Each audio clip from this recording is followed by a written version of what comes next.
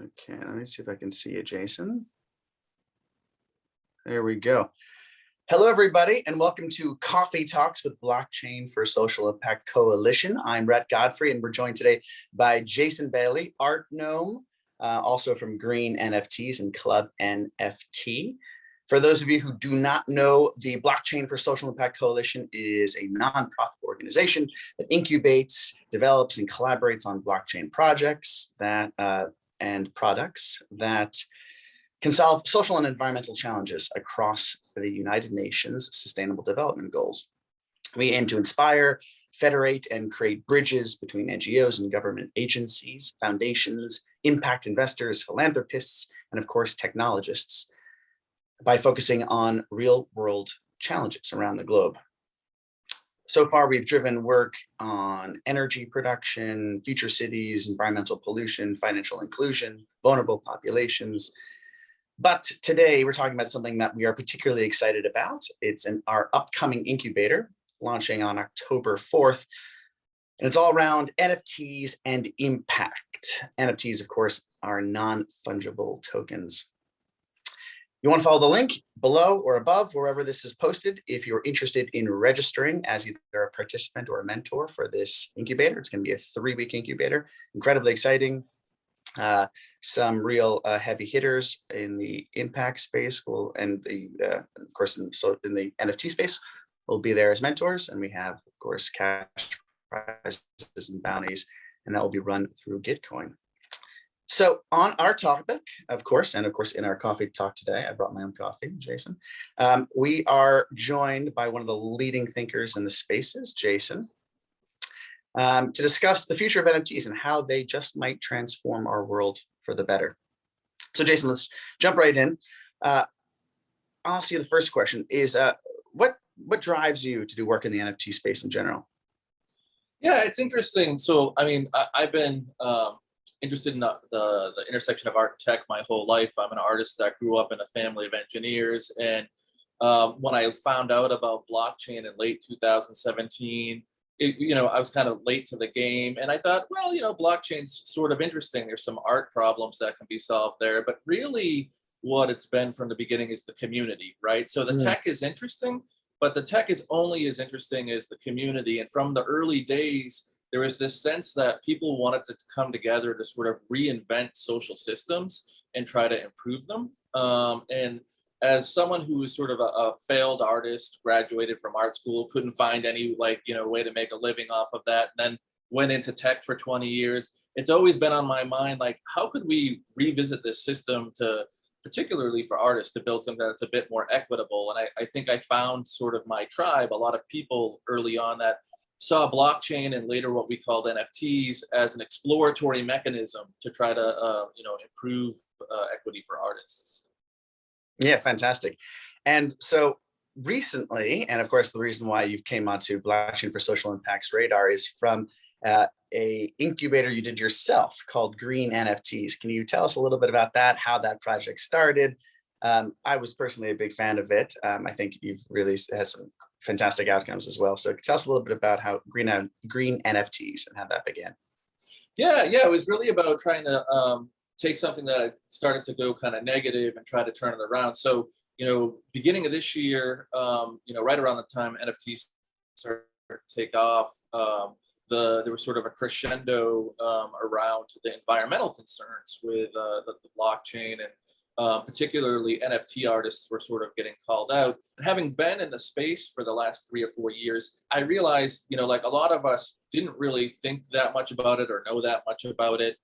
It was an article that a friend of mine, Memo Aitken, wrote in late 2020, I guess, that started circulating. That really was an important article and pointed out all the, the issues and tried to actually isolate maybe what some of the impact of NFTs could be on the environment. And if you were new to this space, which a lot of people were at the beginning of 2021, I think the picture was, oh, there's like this guy selling NFTs through Christie's for like $70 million. And all these NFTs are like destroying the planet. And like, these artists are all horrible people. But like, if you came from, the background that I did of 4 years in this space, trying to re-engineer something that was socially more equitable for artists, you realize like holy smokes, there were like artists and like, friends of mine in like South America and Africa who were like feeding their families during COVID because they can sell NFTs. And there was this sort of finger pointing going on, right? So a lot of this stuff unfolds on Twitter. It escalated to the point where some artists were telling me they were like getting death threats, right? And yeah, I know, it's crazy, right? And these are people that I love in a space that I care about. And by the way, I'm a 30-year vegetarian, like obviously care about the planet. I haven't met an artist who like wants to burn down the planet yet. But Yeah. rather than come in and take sides, because I have friends on both sides, I was like, hey, look, if I threw in a simple tweet, if I threw in a couple $1,000s and some of my spare time, would people kind of come together and try to build a bounty around putting all this human creativity and technology and energy that we have within the space towards trying to find a solution? I'm not saying that like we're going to solve it. There were definitely some people that reached out that were like, how are you going to solve this when there are like companies that have millions of dollars trying to solve it? And, my point was like, we're probably not necessarily going to solve it, but the community needs to take ownership over the problem. And, there are going to be a lot of problems like this in the future. So the reality was I was in over my head right away, but I had trust in the community to kind of come and help support me. And sure enough, right away, folks like Fanny Lakuboy who came and helped me get organized, and the artists in the community started selling works and donating thousands of dollars to the bounty, and other people, the CryptoPunks guys who are pretty famous now in the space, offered to be judges, right? So we took this thing that was really negative and tried to redirect that energy, and I'm really proud of that. Yeah, fantastic. And so the Green NFTs was trying to solve a problem, which of course was the problem of too much energy consumption in the minting and of course in the mining of this of NFTs. So what came out of it? Anything that you find to be particularly exciting? And there's a few projects that I'm a fan of, but from your perspective, I'm curious what you do you think were sort of the outcomes? Yeah, so I think we had, it was somewhere between 36 and 39 official entries. And we wanted to make sure that it wasn't a winner take all type pool. So we had for quadratic voting and tried to make sure that everybody got at least something for their participation. And I found all of the projects interesting. Maybe to back up and kind of talk about the way the bounties were set up. There, we saw that there was sort of, in addition to trying to increase the efficiency, there was an educational problem, right? So artists wanted to do the right thing, but there were some really smart people from both sides arguing both sides, right? Like the high level debate, the way I can make it sort of the simplest has been to say, people use this analogy of a plane taking off from New York and landing in Europe, right? And they say both sides actually kind of use the same analogy sometimes. And so the people that are sort of against NFTs altogether would say, well, if no one gets on that plane and it doesn't take off, there's no power consumption, right? And the people that are sort of defending the NFT artists are saying, look, the artists are taking up 1 or 2 seats in the Ethereum blockchain. That plane's going to take off and land no matter what. Like, stop beating up on the artists. So artists were left confused, like, am I a horrible person all of a sudden, or what can I do to have less impact, right? So half of this was sort of around education and like, how do we bring together resources so that artists can actually learn what best practices are and things like that. And there were a few projects I think that came in around that that helped artists out. And then there was sort of more code-based or open source code-based projects. One of my favorites of which is sort of the lazy minting. So for people that don't know, the paradigm in NFTs for a long time has been, if you're an artist, before we started talking about the environmental stuff, it was just like mint everything. Because the chances that if you mint your work and get it up on, say, Super Rare or OpenSea, it's in front of more eyes, and that increases the chance that someone will buy your work and you can grow your audience. But OpenSea actually, I think it was, came up with this first, that because of the costs associated with minting work, but also the environmental issues, they made it so that you could mint without paying and running the contract, up front. And then only when someone comes and buys, right, is when you would run it. So far, far more efficient, right? Instead of minting hundreds of works, you're just minting the ones that sell. But that was unique to OpenSea. So team, I believe it was Calm. There we go. I think it was Calm. They came up with sort of an open source protocol for lazy minting. And I thought that was, brilliant. But yeah, I'd love to hear what some of your favorites were, Rhett. Yeah, I think, first of all, I love the lazy minting concept. If you can open a store only when you have a customer, obviously you can save significantly on energy costs. The other ones I found were particularly fascinating were about actually accounting for those energy costs. So there was two groups who were working both on accounting and, of course, on offsetting. I think when we're dealing with any digital-based economic transfer, obviously we are dealing with an opportunity and a challenge. An opportunity, of course, is that these things are trackable, and the full process is trackable from posting to minting, hosting, and so forth. And so there was a group who was was bounded through the Regen network, who was working on offsets and proper offsets for that. But of course, if you're going to have a proper offset, you need to understand what the actual measurement of the process is. So two of your other winning teams, both one working on offsets and the other working on measurement, I thought did a particularly good job with some clean user interfaces for addressing both of those problems. Yeah, I would agree. I think to put a name to the problem and break it down so that we can actually understand, what the problem is and what different parts are sort of the offending pieces or whatever. I think broadly, people kind of know that, POS is a much better environmental solution than POW. So not to get super nerdy, but proof of stake versus proof of work, right? But beyond that, most people don't necessarily know what contributes. And there's still some debate, even within the teams that submitted. There was a couple of people that were like, well, we don't necessarily think that the team that won had the breakdown, correct. And I think that's great. I mean, that's what this hackathon is for, right? Is for people to be able to come together and have different thoughts about it and work through the problem in a way that doesn't involve just hurling incense or insults rather. Incense might be okay. Hurling, that's what we want. Hurling insults on Twitter. Namaste. Yeah. Yeah. Namaste. And I think there's in the spirit of the sort of the collaborative environment of blockchain, and also the process of continuous iteration and improvement, we're also going to be announcing, we might as well announce now, that we have a collaboration between Green NFTs and last year's winners and the Blockchain for Social Impact's upcoming hackathon on NFTs and impact, to be able to take your winning teams and bring them a step further to helping perfect their products and ideally be able to offer those solutions to a wider community. Yeah, I'm thrilled. So, we set an amount that we were going to give away from the first bounty through the first hackathon, and we had some funding remaining. And while I think having 39 teams take those first steps and having a really wide top of the funnel where people can participate, it was the perfect time for that kind of large, inclusive, event where people could really put their energy, that human energy, and focus it into something that was really community driven. But were we to do that again with another 39 teams, I think we can only take them so far. And it was clear to me that we'd be much better off taking some of the remaining funding and pairing that with some more mentorship. Part of the feedback I got from the surprise, the first Green Hackathon, where I kind of threw it together and when we were flying by the seat of our pants, we maybe weren't as structured as we should have been, and we didn't have as much mentorship as we could have offered. We didn't get as much press after as we probably could have.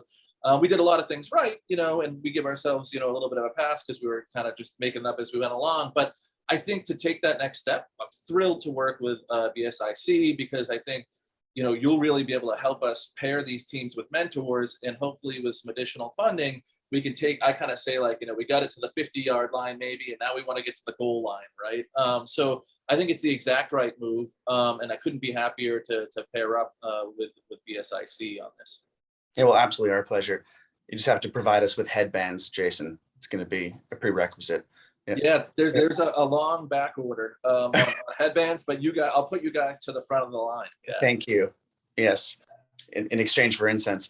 So let's, as BSIC, we like to think big about the potential for blockchain to transform our futures for the better. So I'm curious, as a thought leader in the space, Jason, what do you think? How do you think that NFTs can generate the most real world positive impact, and what do you think the future potentials really are here? Yeah, I think the potential is huge, right? And I always have. So my vision in like 2017, when I first wrote this like super ambitious article after like 2 hours of research about the blockchain, that was the blockchain art world is here, right? And I was like, basically talk through this potential for more equity for artists, including having this idea of royalties, right? So artists often don't get to participate in the sale of their work when it goes on to sell for much more. So, there's already, we're starting to see sort of this 10% royalty system being baked in. I talked about fractional ownership in that article as one of sort of the four tenets. Back then, we were thinking more in terms of physical art, and I've come to not like the idea of fractional ownership for physical art, because if 1,000 people own a physical painting, it ends up going into storage because it's now an asset, right? And it ceases to serve its purpose as art. But with digital art, where everybody can see the same image, I think we're starting to see DAOs and things like that become more popular, where it sort of democratizes who can own the better known works, right? So I think there's some potential there as well. So what would be other key things? I think in terms of provenance, so we have a big forgery problem in art, and I think there's an opportunity to sort of lock down provenance there.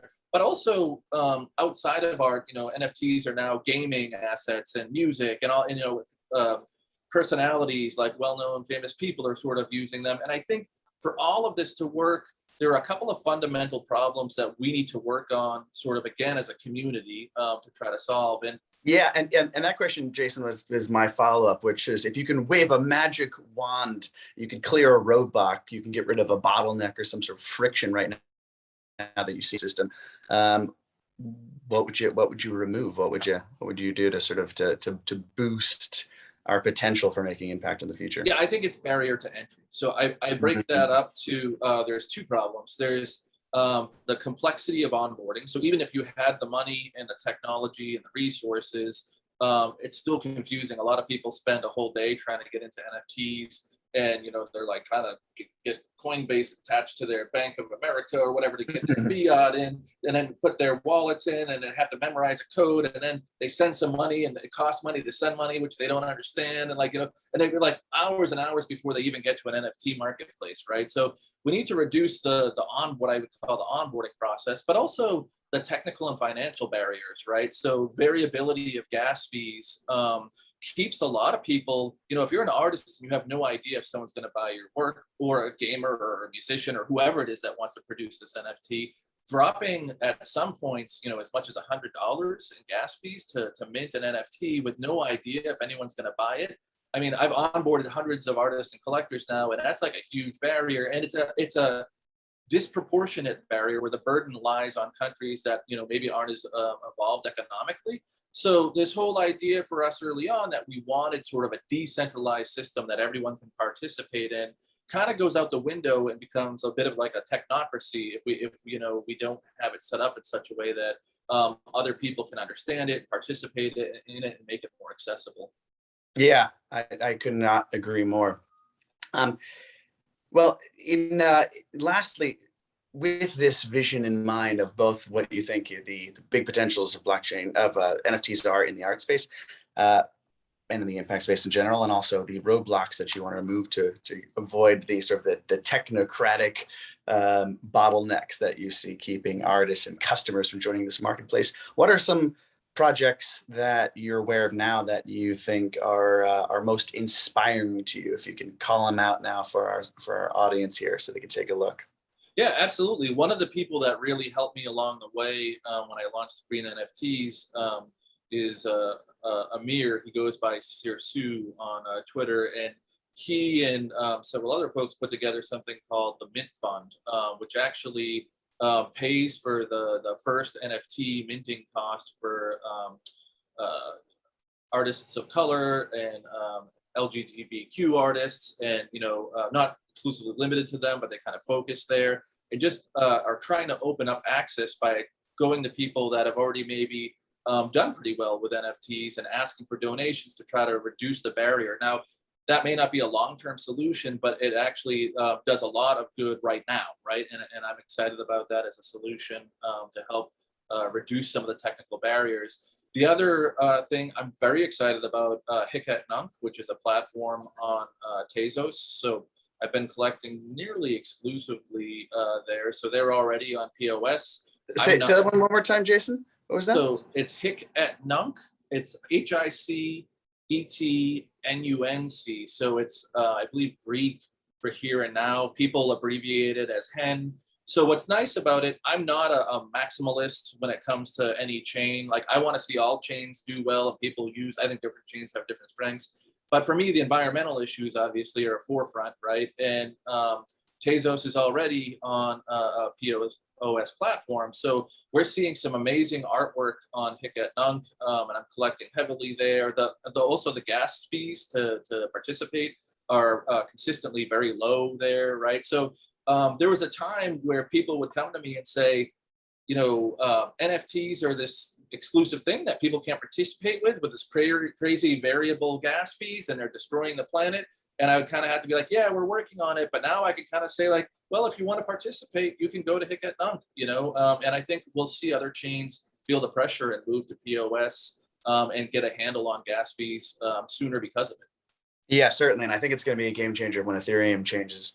Of course, we'll have 99% savings on environmental impact, but there's still waiting on that to occur. So, Jason, I want to thank you so much for your time. I want to let all of our viewers know that we'll be putting links somewhere to the projects that Jason spoke about, Hic et Nunc and Mint, and also we'll be putting a link to a little article about the winners from Green NFTs, the hackathon that Jason Bailey ran last year to address the environmental impact of NFTs.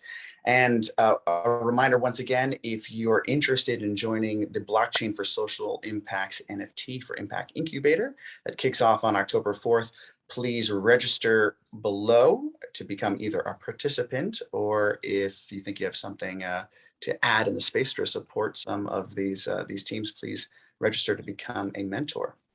So Jason, again, I want to thank you so much for your time. It's been an absolute pleasure both to get to work with you professionally and, of course, have you join today for our coffee talk. And before we leave, I just want to give you a little cheers. By the way, love the mug. Yeah, very fancy. Yeah. Yes, very fancy. This is a non-fungible solo cup that I've got here. So thanks for having me, Rhett.